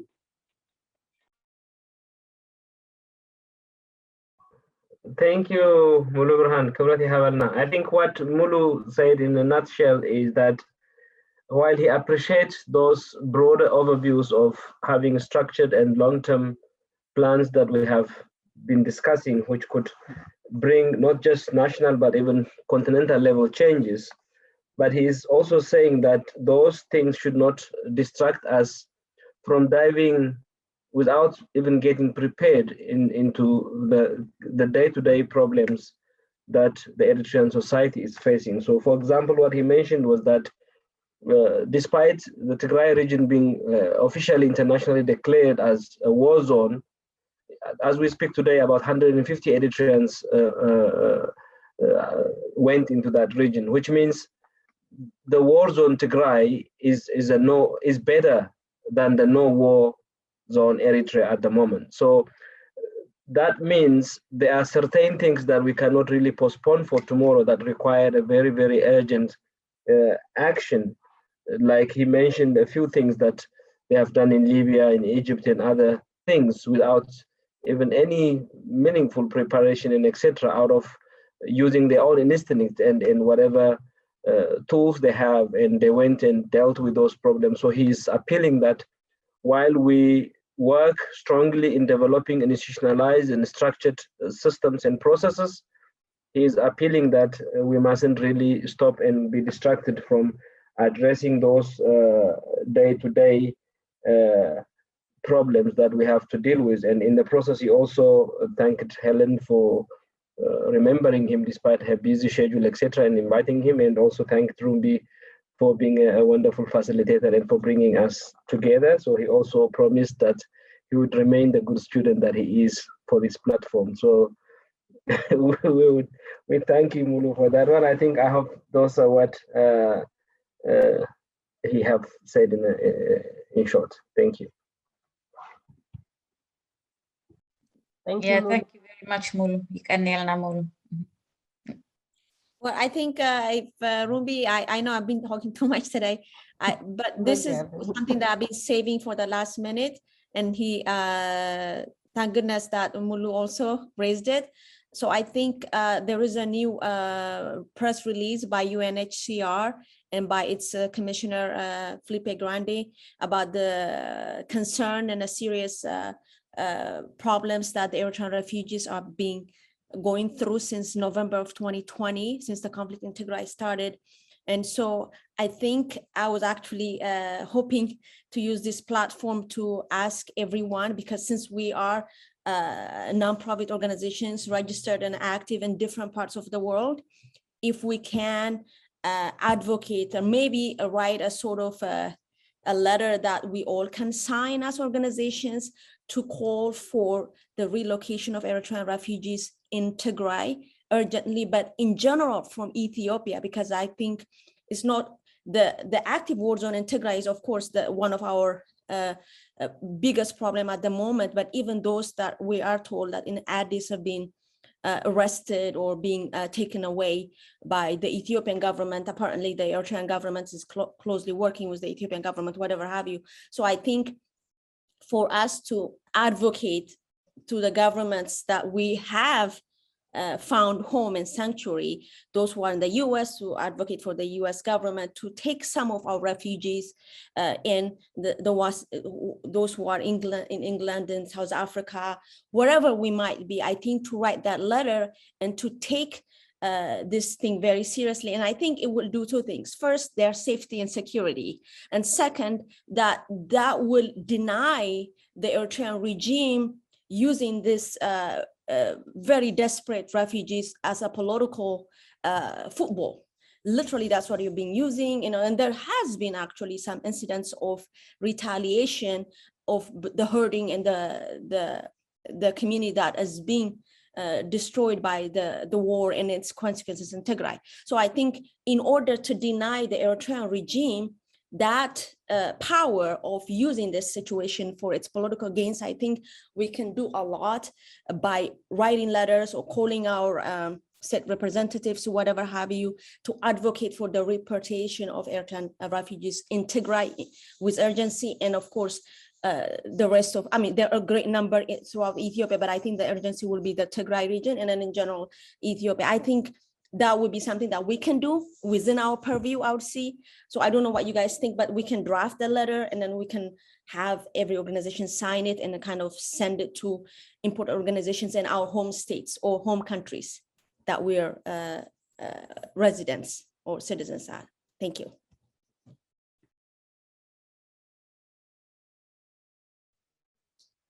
Thank you, Saba. I don't know who, if anyone wants to volunteer on that. If anyone wants to volunteer on typing the letter, the open letter, and then sharing it with everyone. I think we do have a list of organizations that have been attending the session. So at least 14 organizations. So that's a high number. And we could get signatures from those organizations as well. Yeah, I think that's great. What I can take the first draft and share it or circulate it amongst you guys, and you guys can enrich it, make it better, sound it better, stronger. So yeah, I can take the initiative. And I mean, this has to be done with a sense of urgency. We can't wait until tomorrow, like Mullu said, because we're talking about the lives of, and more additional, I did not know about the news of new refugees coming across the border. I mean, this tells you the gravity of the problem we have. Our refugees, our citizens choosing war zone, active war zone, then, I mean, this is, for me, it's mind-boggling. And this is why really we are doing what we do. I mean, this is absolutely unacceptable and we have to work to change that. And I think that's where the theory of change comes in. And I don't see, we can do all these things parallel simultaneously, but you know, so I actually see your point very well and I understand it, but we're not waiting while we do this. We can do all these things parallelly. Thank you. It's just a matter of dividing the tasks between ourselves, Saba, and it's doable. Thank you.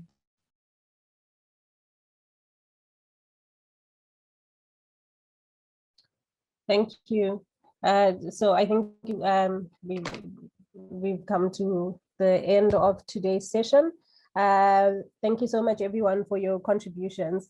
And just to add on to what Saba has said, Saba, there's a poet called Austin Shire. I'm not sure if you're familiar with her work, but she says sometimes home is a place where your dreams go to die. So that's sort of like an explanation of why people would choose to be in a war zone, in an active war zone, as opposed to being at home.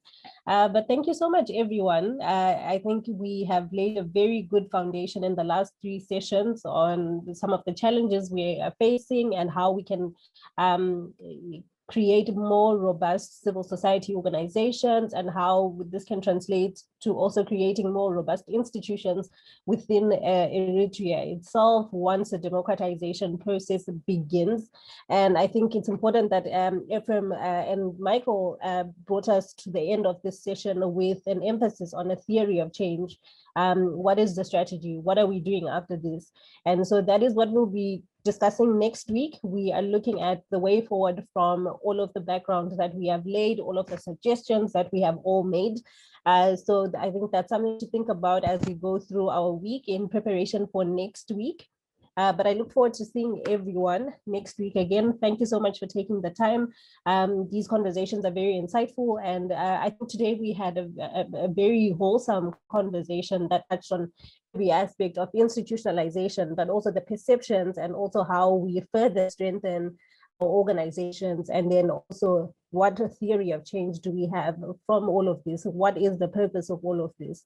So thank you so much. And Thank you so much, Dr. Saba, also for raising, and Mulu for raising the issue about writing the open letter. I think this is one of the best outcomes of this of this session, of these sessions, that we sort of managed to bring everybody together within one space. So thank you so much, Helen, for the platform. Helen and the team from EMDHR, thank you so much for this platform. I think everyone has reiterated that they're very grateful for this platform. So thank you so much. Thank you, everyone. Thank you. Yeah, And thank you too. if I may say, Ephraim, if we would love for you to be here. I know you'll be traveling at that time, but if you can't make it, I mean, the rest of us, if we can't make it, if we can find a replacement or someone to be here and kind of be a voice for our organizations, that would be really appreciated. So, and I know Ephraim can do that from his organization. So I just wanted to bring that. If we cannot make it, absolutely, it's understandable for different reasons, but it'd be nice to have someone take that place for us so that we have a continuity of this conversation throughout the organizations. Thank you very much. Already left. I was just going to say thank you very much, Rumbi, for your facilitation and for the consortium organizations that we work with as well, with Erisat, Africa Monitors, and IDEA. And thank you for all the participants from my side. So I just wanted to say thank you for everybody's hard work, because everybody does incredible work. And yeah, thank you. Thank you, Helen, for an amazing job. And thank you, Rumbi, of course, for stellar facilitation.